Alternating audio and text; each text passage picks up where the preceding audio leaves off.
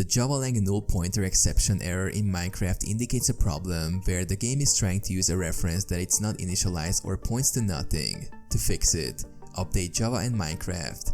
Ensure both Java and Minecraft are updated to their latest versions. Outdated software can lead to compatibility issues and errors. Check mods and plugins. If you're using mods or plugins, one of them might be causing the error. Temporarily disable mods or update them to versions compatible with your Minecraft version. Repair game files. Use the Minecraft launcher to repair game files. In the launcher, select the installation with the issue, click on more options and then repair.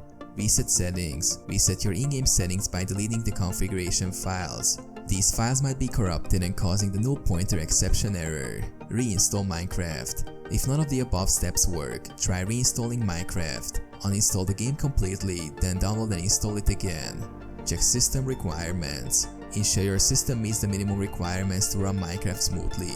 Inadequate hardware can cause various errors. Check crash reports. Look for crash reports in the Minecraft directory. They might provide specific details about the null pointer exception's cause.